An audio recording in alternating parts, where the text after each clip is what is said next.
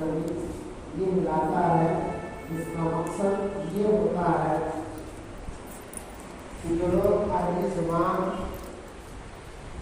میں اپنے آپ کو اتنا بڑا سمجھتے تھے کہ اپنے سوا سارے لوگوں کو گونگا گردانتے تھے، ان کے لیے چیلنج تھا کہ اگر تمہیں زبان آتی ہے تو اس کا معنی بتا کر کے دیکھو۔ اس کے بعد آئیں دیکھیں اللہ رب العزت نے قرآن کریم کی شروع میں مومنوں کا، اس کے بعد کچھ آیتوں میں کافروں کا، اور پھر تقریباً ایک مکمل رکوع کے اندر اللہ رب العزت نے منافقوں کا ذکر کیا۔ اور میں نے بتایا تھا کہ ہر زمانے میں، ہر دور میں اور ہر میدان میں آپ لوگوں کو 3 قسموں میں بانٹ سکتے ہیں۔ کچھ ایسے ہوں گے جو زبان اور دل دونوں کے ساتھ ہوں گے، کچھ ایسے ہوں گے جو زبان اور دل دونوں سے آپ کے اینٹی اور مخالف ہوں گے، اور تیسری قسم ہوگی جو زبان سے تو آپ کے ساتھ ہوں گے یعنی ظاہر سے، لیکن دل کے اندر وہ آپ کے دشمن ہیں۔ یہ آپ ہمیشہ سے ہر زمانے میں اور ہر فیلڈ اور میدان میں اس قسم کے 3 قسم کے لوگوں کو آپ پائیں گے، جن میں سب سے خطرناک آخری قسم ہے جن کا معاملہ آپ کے سامنے واضح نہیں ہے۔ اور یہ خطرہ صحابہ کرام رضوان اللہ علیہم اجمعین کے ساتھ بھی تھا، نبی کریم صلی اللہ علیہ وسلم کے زمانے میں۔ تو اللہ رب العزت نے ان کا بھی ذکر کیا ہے، انشاءاللہ اسے پڑھیں گے۔ آج دیکھیں اللہ رب العزت بیان فرماتا ہے، اعوذ باللہ من الشیطان الرجیم، بسم اللہ الرحمن الرحیم، الف لام میم ذالک الکتاب لا ریب فیہ ھدی للمتقین۔ الف لام میم اس کا معنی یہ کریں گے، اللہ تعالیٰ اس کا معنی زیادہ جانتا ہے۔ ذالک الکتاب لا ریب فیہ، ترجمہ یہ ہے یہ وہ کتاب ہے جس میں کوئی شک نہیں۔ دیکھیں یہاں پر عربی زبان میں جو لوگ عربی جانتے ہیں یہ بات سمجھتے ہیں کہ عربی میں قریب کو بتانے کے لیے ھذا کا لفظ آتا ہے، اور دور کو بتانے کے لیے ذالکہ کا آتا ہے۔ یعنی اگر مجھے یہ کہنا ہے یہ کتاب تو میں کہوں گا ھذا الکتاب، اور مجھے یہ کہنا ہے کہ وہ بچہ تو میں اس کے لیے کہوں گا ذالک الولد۔ اب یہ قرآن جو اللہ رب العزت کی طرف سے نازل کرتا ہے اور ہم اسے پڑھ رہے ہیں، تو اللہ رب العزت کہہ رہا ہے یہ کتاب، اور اس کے لیے لفظ استعمال کر رہا ذالکہ، گویا کہ ترجمہ ہونا چاہیے وہ کتاب، حالانکہ کتاب پڑھنے والے کے ہاتھ میں سامنے ہے۔ کیوں اللہ رب العزت نے یہ بات بیان کی؟ یہ غور کرنے کا مقام ہے۔ یہ در حقیقت قرآن کریم کی عظمت کو بتانے کے، قرآن کریم کے مقام کو بتانے کے لیے کہ یہ کوئی ایسی کتاب نہیں ہے، یہ کتاب ہے جس میں کوئی شک نہیں۔ کتاب کہا ہے قرآن کی، کتاب قرآن کریم کو کہتے ہیں، یعنی لکھی گئی چیز۔ ویسے آپ مزید غور کریں گے تو کتاب کہتے ہیں جس میں اکٹھا کیا گیا۔ اب 2 تختیوں کے بیچ میں اللہ رب العزت نے اپنے کلام کو جمع کیا ہے، اس لیے اس کو کتاب کہتے ہیں۔ کتاب اس لیے بھی کہتے ہیں کہ یہ لوح محفوظ میں درج ہے۔ آپ جانتے ہیں، اس سے پہلے بات آئی بھی ہے کہ اللہ رب العزت نے لوح محفوظ آسمان و زمین کی تخلیق سے 50,000 سال پہلے اللہ رب العزت نے قلم کو پیدا کیا، اور قلم سے کہا لکھو۔ قلم نے کہا کیا لکھوں؟ کہا اکتب ما کان وما یکون، جو چیزیں ہو چکی ہیں اور جو ہونے والی ہیں ان تمام چیزوں کو لکھو۔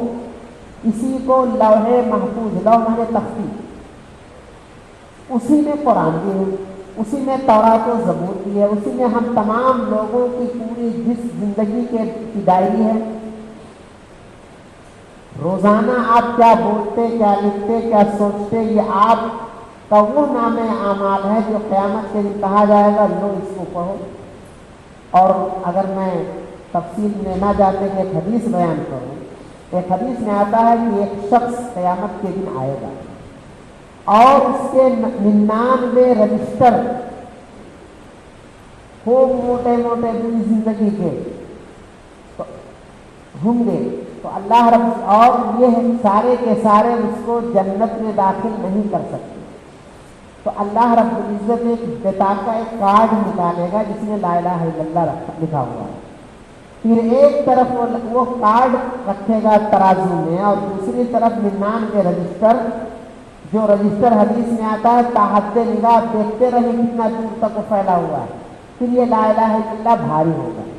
میرے بتلانے کا مقصود یہ ہے کہ تمام لوگوں کا ریکارڈ اللہ رب العزت نے لوح محفوظ میں دکھایا ہے، اور اسی لوح محفوظ میں یہ قرآن ہے جس کو اللہ تعالیٰ نے رمضان کی شب قدر میں، شب برات میں نہیں، شب قدر میں لوح محفوظ سے سمائے دنیا پہ ایک جگہ ہے جس کا نام ہے بیت العزا، وہاں نازل کیا، اور وہاں سے 23 سالہ دور نبوت میں ضرورت کے حساب سے اللہ تعالیٰ نے رفتہ رفتہ نازل کیا۔ تو ایک تو یہ ہے کہ یہ کتاب ہے جس کے معنی لکھی گئی چیز تو لوح محفوظ میں بھی ہے، اور اسی طرح سے اللہ تعالیٰ نے فرشتوں کے ہاتھ میں بھی لکھی ہوئی ہے قرآن میں، فی صحف مکرمہ مطہرہ بأیدی سفرہ کرام بررہ، اور اسی طرح سے ہم اور آپ کے ہاتھوں میں یہ کتاب ہے، اس لیے اس کا نام کتاب ہے۔ تو کہا ذالک الکتاب لا ریب فیہ، یہ وہ عظیم کتاب ہے جس میں کوئی شبہ نہیں، یعنی اس بات میں کوئی شبہ نہیں ہے کہ اللہ تعالیٰ کی کتاب نہیں ہے، الفاظ کے اعتبار سے، معنی و مفہوم کے اعتبار سے، اپنی خبریں جو اس کے اندر ہیں اس کے اعتبار سے، اور زمانے کے تجربات کے اعتبار سے کہ آج بھی لوگ اس قرآن کریم کی سائنسی ایجادات کی بنیاد پر مسلمان ہو رہے ہیں۔ یہ قرآن کسی انسان کا نہیں بلکہ اللہ رب العزت کا کلام ہے، اس میں کوئی شبہ نہیں ہونا چاہیے۔ آگے فرمایا ہدی للمتقین، یہ قرآن متقیوں کے لیے ہدایت۔ یہاں غور کرنے کی بات ہے کہ اللہ رب العزت نے کہا کہ متقیوں کے لیے ہدایت۔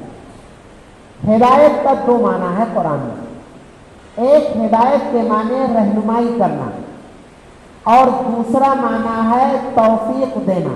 مثلا میں آپ سے کہوں قرآن پڑھیے تو میرا یہ کہنا یہ آپ کی رہنمائی ہے، اور دوسرا یہ ہے کہ آپ کو میرے کہنے یا کسی کے کہنے کی وجہ سے آپ پڑھنا شروع کریں، اس کو توفیق کہتے ہیں۔ اللہ کے نبی صلی اللہ علیہ وسلم کی خواہش تھی کہ آپ کے چچا ایمان لے آئیں۔ اللہ تعالیٰ نے فرمایا اِنَّكَ لَا تَهْدِي مَنْ أَحْبَبْتَ وَلَكِنَّ اللَّهَ يَهْدِي مَن يَشَاءُ، اے نبی آپ کی چاہت کے مطابق کوئی ہدایت نہیں پا سکتا ہے، ہدایت جسے اللہ چاہے گا اسے دے گا۔ تو یہ قرآن ہدایت ہے، سراپا رہنمائی حاصل کرنے کی چیز ہے، کس کے لیے؟ متقیوں کے لیے۔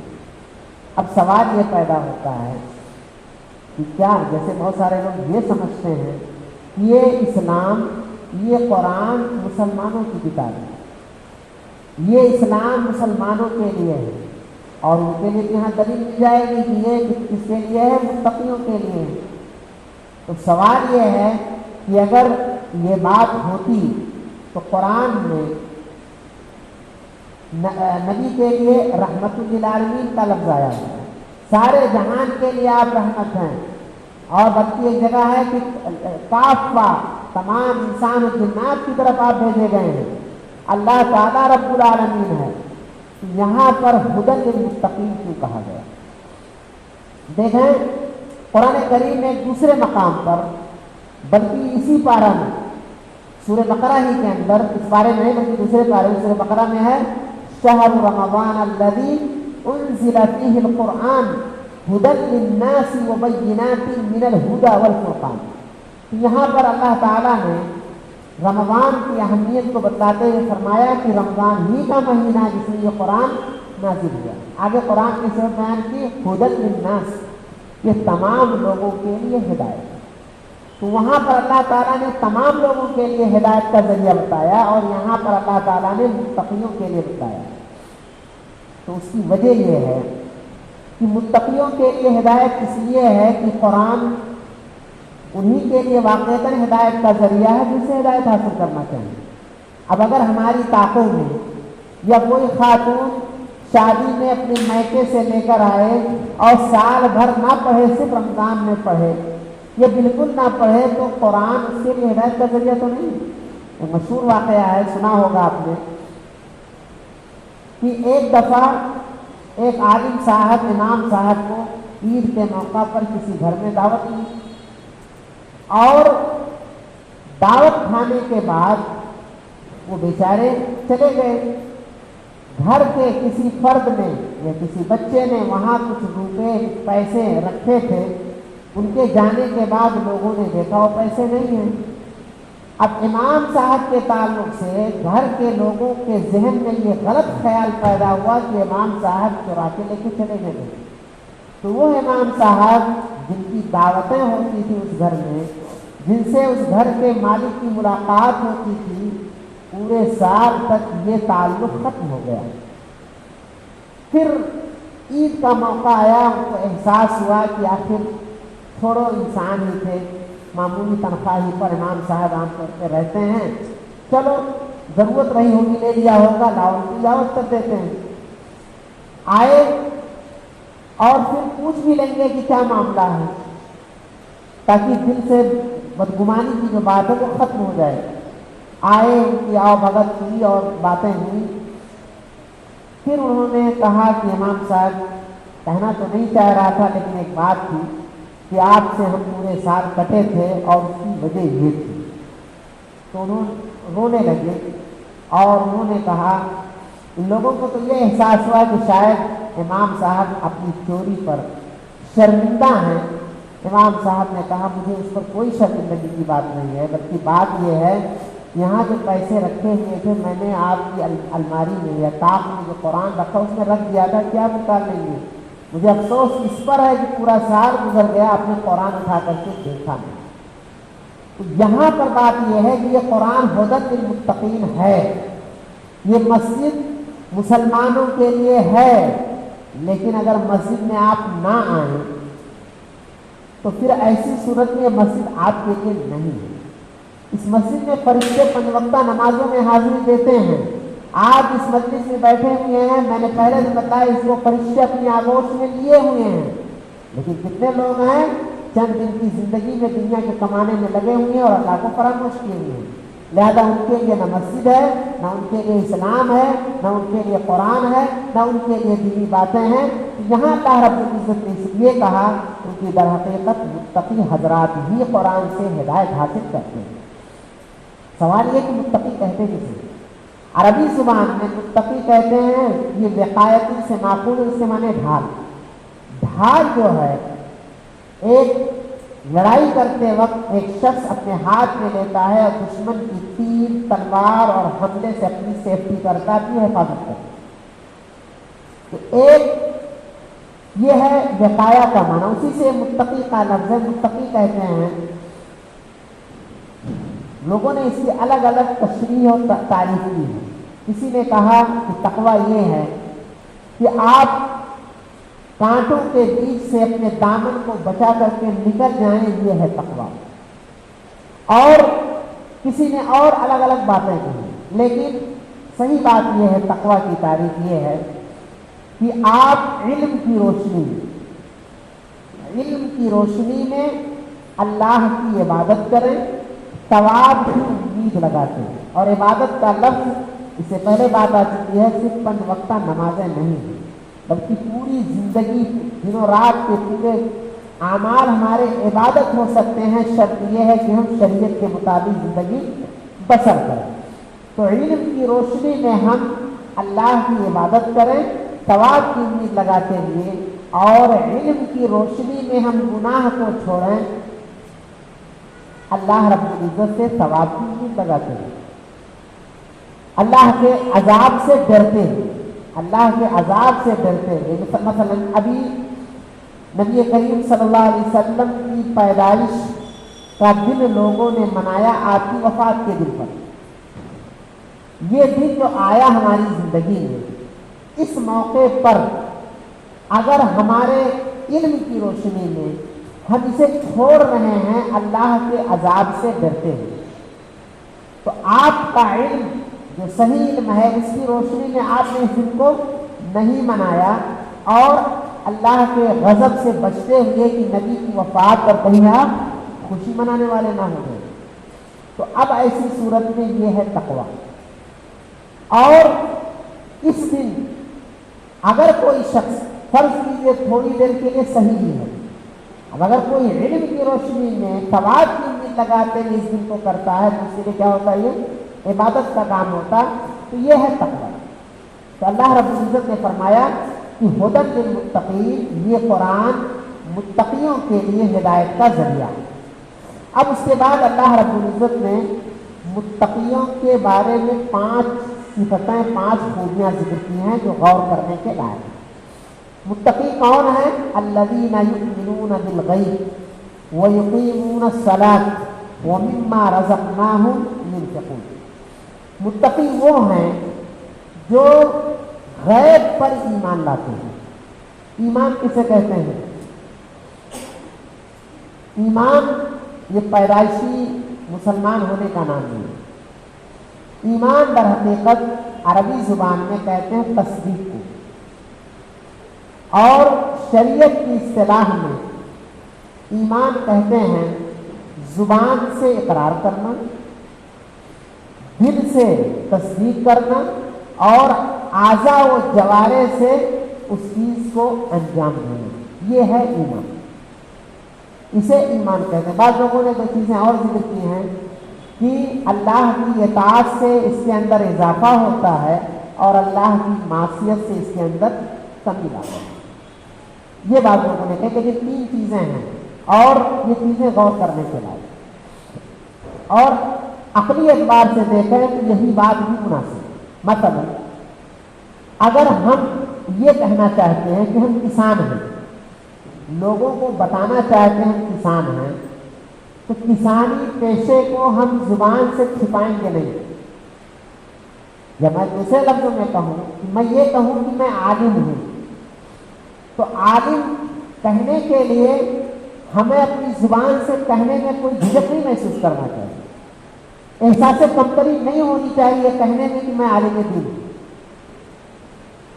زبان سے بھی کہیں اور دل سے بھی اس چیز کو تسلیم کریں، کیونکہ اگر دل سے نہیں تسلیم کرتے ہیں تو ہم داڑھی نہیں چھیلیں گے، کیونکہ یہ اس کے شان یہ ہے کہ ہمارا چہرہ مہرا، ہمارا لباس و پوشاک، ہمارے صبح شام کے جو اعمال ہیں، نمازوں میں حاضری وغیرہ، یہ سب ہمارے وہ اعمال ہیں جو ہمارے دل کے اندر جو چیز بیٹھی ہے اس کے مطابق ظاہر ہوگی۔ یہ کسی پیشے سے متعلق جب تک یہ چیز نہیں ہوگی تب تک آپ ڈاکٹر کو ڈاکٹر نہیں کہہ سکتے، عالم کو عالم نہیں کہہ سکتے، نمازی کو نمازی نہیں کہہ سکتے، اور کسی بھی پیشے کے لوگوں کو آپ یہ نہیں کہہ سکتے کہ آپ کا یہ پیشہ ہے جب تک تینوں چیزیں نہیں پائی جائیں۔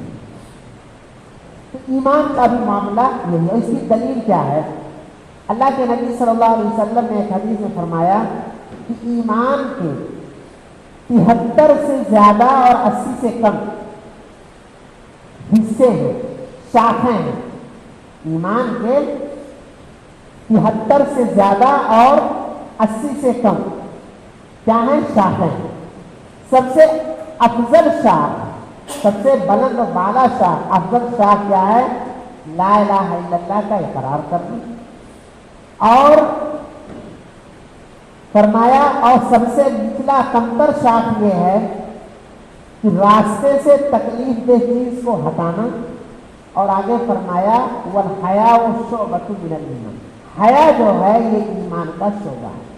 نبی کریم صلی اللہ علیہ وسلم نے یہاں 73 سے زیادہ بتلایا، لیکن اس نے 3 چیزوں کا ذکر کیا ہے، اور یہ بہت اہم ہے۔ آپ نے فرمایا کہ لا الہ الا اللہ کا اقرار کرنا سب سے افضل شاخ ہے، تو گویا کہ زبان سے اقرار آ گیا۔ پھر اللہ کے نبی صلی اللہ علیہ وسلم نے فرمایا سب سے کمتر کیا ہے، راستے سے تکلیف دہ چیز کو ہٹانا، یہ عمل آ گیا جو ہم اپنے اعضاء و جوارح سے کریں گے۔ پھر اللہ کے نبی صلی اللہ علیہ وسلم نے کہا والحیاء شعبۃ من الایمان، حیا یہ ایمان کا شعبہ ہے۔ یہ دل کی بات ہے، آپ کے دل میں اگر حیا ہے تو پھر ایسی صورت میں سب کے سامنے کھڑے ہو کر پیشاب نہیں کریں گے عقل ہونے کے باوجود۔ اگر آپ کے اندر شرم و حیا ہے تو اپنے گھر کی بہو بیٹیوں کو بازار میں یوں ہی نہیں گھمائیں گے۔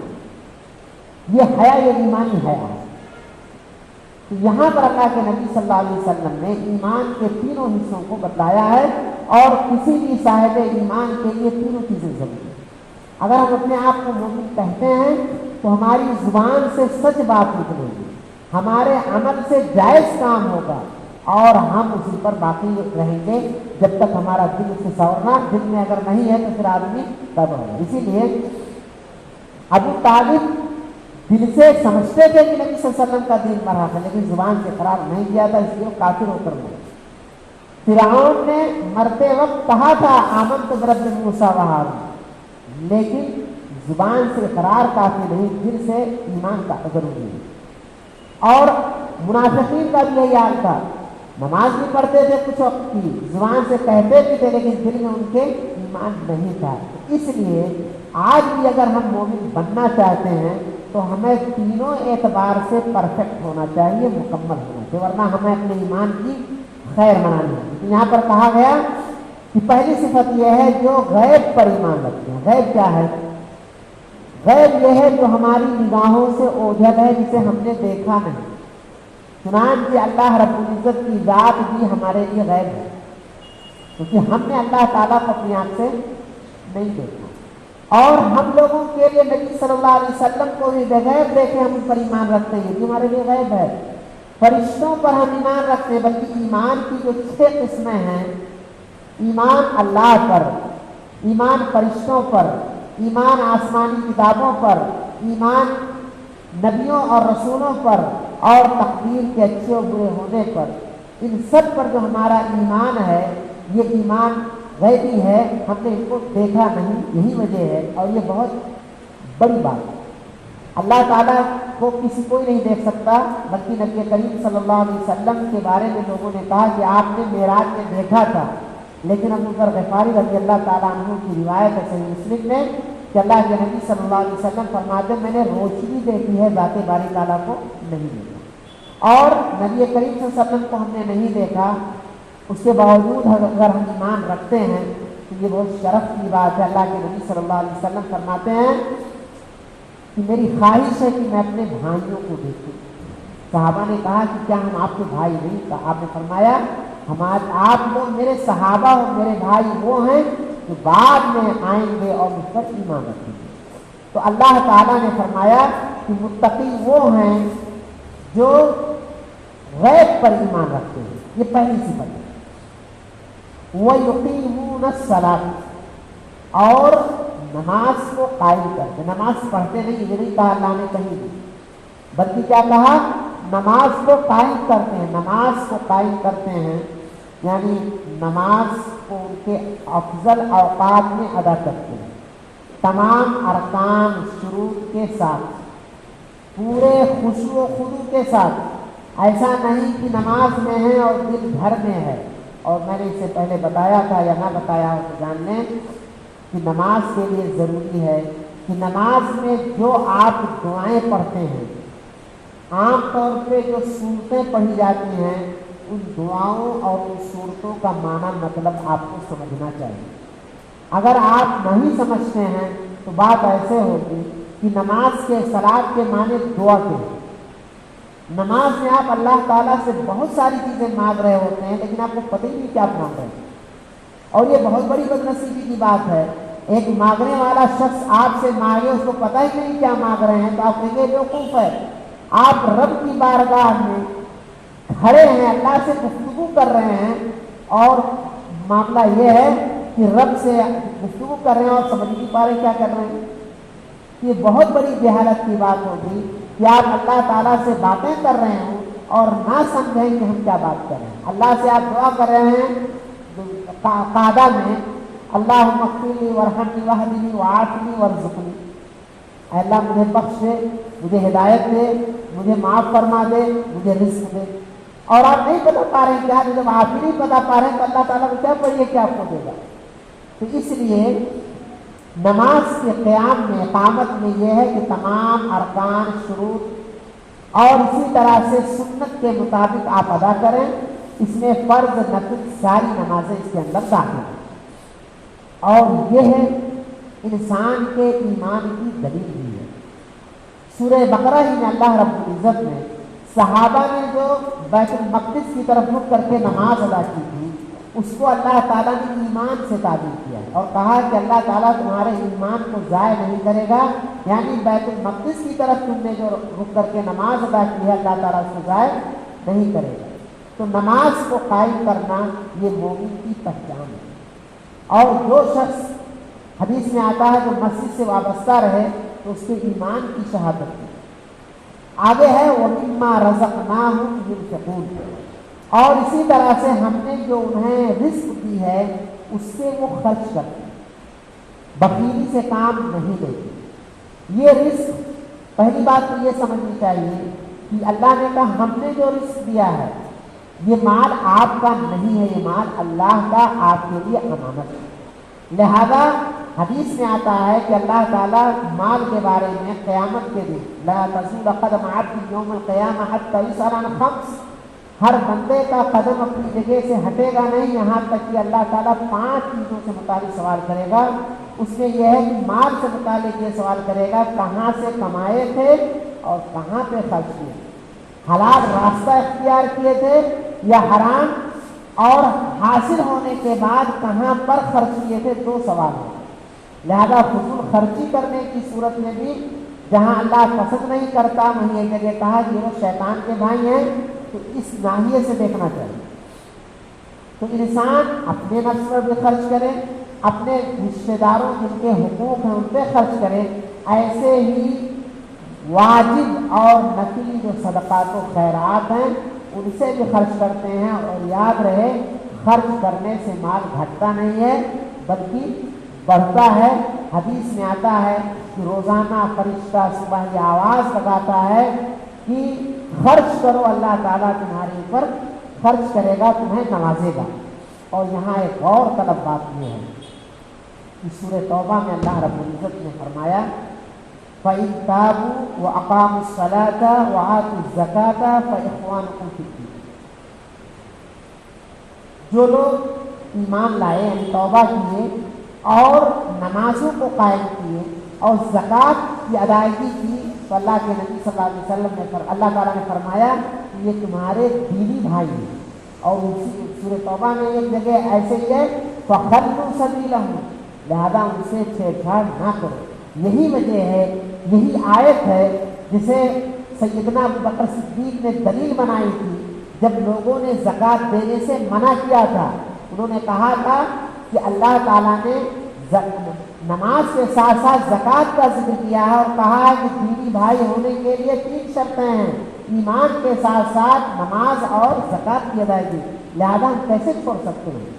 تو یہاں پر کہا گیا اور ہم نے جو دیا ہے اس سے وہ خرچ کرتے ہیں. اس کے بعد تیسری صفت بیان کی وَالَّذِينَ يُؤْمِنُونَ بِمَا أُنزِلَ إِلَيْكَ، اور متقی وہ لوگ ہیں جو ایمان رکھتے ہیں ان چیزوں پر جو ان کے اوپر نازل کی گئی ہے. اے نبی جو آپ پر نازل کی گئی ہے. نبی صلی اللہ علیہ وسلم پر کیا نازل کی گئی تھی؟ ایک تو قرآن اور دوسرے سنت رسول. تو آپ صلی اللہ علیہ وسلم پر 2 چیزیں قرآن حدیث میں ہے کہ قرآن اور جیسی چیز اور بھی یعنی سنت، لہذا ہمیں اس پر بھی ایمان رکھنا ہے. وما انزل من قبلک، اور تیسری یہ ہے چوتھی یہ ہے کہ وہ لوگ ایمان رکھتے ہیں ان چیزوں پر بھی جو آپ سے پہلے نازل کی گئی. آپ صلی اللہ علیہ وسلم سے پہلے جو آسمانی کتابیں آئی ہیں ان میں سے تورات، زبور، انجیل، صحف ابراہیم، صحف موسیٰ کا نام ہم جانتے ہیں. کہ ایک تو ایمان یہ رکھنا ہے کہ یہ جو کتابیں نازل ہوئی تھی اپنے اپنے زمانے میں یہ حقیقی کتابیں تھیں، یہ اللہ رب العزت کی طرف سے نازل کردہ کتابیں تھیں. اس پر ہمیں ایمان رکھنا ہے. اس آیت کا ایک معنی تو یہ. دوسرا معنی کیا ہے کہ اس زمانے میں مثلا تورات کے نسخے موجود ہیں، انجیل کے نسخے موجود ہیں، تو ان پر ہمارا ایمان ہے یا نہیں ہے یہ ایک الگ مسئلہ ہے. ایک تو یہ ہے کہ انبیاء پر جو کتابیں جس زمانے میں نازل کی گئی تھی ہم ان کی سچائی، سچے ہونے پر ایمان رکھتے ہیں کہ اللہ تعالیٰ کی طرف سے. لیکن اب جو ہیں تو ان کے بارے میں کیا حکم ہے؟ حدیث میں آتا ہے کہ ان کی تین شکلیں ہیں. ایک تو یہ ہے کہ ہمارا قرآن اگر ان کی تصدیق کرتا ہے، مثلا کسی حکم کو بتلاتا ہے جو ان کی کتاب میں ہے، تو قرآن کے بتانے یا سنت کے بتانے کی وجہ سے ہم ان کی تصدیق کرتے ہیں. اسی طرح سے قرآن کسی قصے، کسی واقعے کی نفی کرتا ہے اور ان کے یہاں ممانعت ہے، حرمت ہے، تو ہم اس کو تسلیم کرتے ہیں. ایک تیسری چیز یہ ہے کہ جس کے بارے میں قرآن خاموش ہے اور ان کی کتابوں میں موجود ہے، تو حدیث میں آتا ہے کہ ان کی نہ ہم تصدیق کریں گے اور نہ ہی ہم کو جھٹلائیں گے. کیوں؟ اس لیے کہ ہو سکتا ہے وہ صحیح ہو اور ہم جھٹلائیں تو غلطی پر ہو سکتا ہے وہ غلط ہو اور ہم سچا کہیں تو بھی غلطی پر رہیں. لہذا ان کے سلسلے میں ہم خاموش رہیں. نہ تو ہم کسی آیت کی تفسیر میں ان کو ذکر کریں گے اور نہ ہی ہم اس کی اپنی زبان سے تائید یا تصدیق یا انکار کریں گے. تو یہ سابقہ کتابوں کے سلسلے میں جو موجودہ صورتحال ہے اس کے بارے میں ہمارا ایمان ہوگا. آگے ہے وَبِالْآخِرَةِ هُمْ يُوقِنُونَ، اور ان کی ایک صفت یہ ہے متقیوں کی کہ یہ آخرت پر، آخرت کسے کہتے ہیں؟ آخری گھر پر یہ کیا رکھتے ہیں؟ یقین رکھتے ہیں. یہاں پر آخرت کا ذکر بطور خاص اس لیے کیا گیا کہ یہ وہ نقطہ، وہ پوائنٹ ہے کہ جس کی وجہ سے انسان نیک اعمال کرنے پر آگاہ ہے. ورنہ اگر یہ ایمان نہ رکھتا اللہ رب العزت تو لوگ عمل کرنے میں کوتاہی کرتے. اور میں نے بتایا تھا یا نہ بتایا ہو تو یہ جان لیں، اس کو دار آخرت کہتے ہیں. اصل یہ ہے کہ ہم 4 گھروں سے ہم سب کو گزرنا ہے. پہلا تو انسان کے ماں کا پیٹ. ماں کے پیٹ میں حضرت آدم کے علاوہ اور حوا کو تو بائیں پسلی سے پیدا کیا گیا، اس کے دونوں کے علاوہ سارے کے سارے لوگ ماں کے پیٹ میں رہے. تو ایک گھر تو وہ ہے. دوسرا گھر یہ دنیا ہے جس میں ہم اور آپ. تیسرا گھر قبر ہے، برزخ کی زندگی ہے. اور چوتھا گھر آخرت کا ہے، قیامت کے قائم ہونے. لہذا اللہ رب العزت اور ہر گھر آنے والے گھر سے کیا ہے؟ بڑا ہوگا. ظاہر ہے ماں کا پیٹ کوئی 6 مہینے پیدا ہوتا ہے، کوئی 7، کوئی 8، کوئی 9. انسان کی زندگی حدیث کی روشنی میں 60 سے 70 کے درمیان عام طور پہ کچھ اس سے بڑھ جاتی ہے، اور قبر کی زندگی اس سے لمبی ہے. چنانچہ آپ حضرت عثمان کو لیجیے، تقریباً سن 35 یا 36 ہجری میں ان کا انتقال ہوتا ہے، اور اس وقت ہم 1443 میں گزر رہے ہیں. گویا کہ 1400 سال تک کی مدت گزر گئی ہے، وہ قبر میں ہیں. یہ تو ان کا حال ہے. ان کے برعکس ابو لہب اور ابو جہل یہ قبر میں عذاب سے دو چار ہو رہے ہیں. قرآن کہہ رہا ہے. فرعون کے جو ہے اس کے بارے میں قرآن ہے کہ صبح شام ان کے اوپر آگ کو پیش کی جاتی ہے اور قیامت قائم ہوگی تو ان کو کہا جائے گا اس سے مشکل ترین عذاب میں داخل. لہذا یہ گھر اسی لیے ہے کہ عثمان رضی اللہ کے بارے میں آتا ہے کہ ان کو جنت کی خوشخبری مل گئی تھی، لیکن جب قبر کو دیکھتے تھے تو روتے تھے. لوگ پوچھتے تھے کیوں رو رہے ہیں، آپ تو جنت والے ہیں. کہا یہ پہلی منزل ہے آخرت، جو یہاں کامیاب ہو گیا وہ آگے کامیاب. لہذا آخرت پر یقین رکھنا یقین یعنی دل سے پختہ یقین رکھتے ہیں، یہ ان کی صفت ہے۔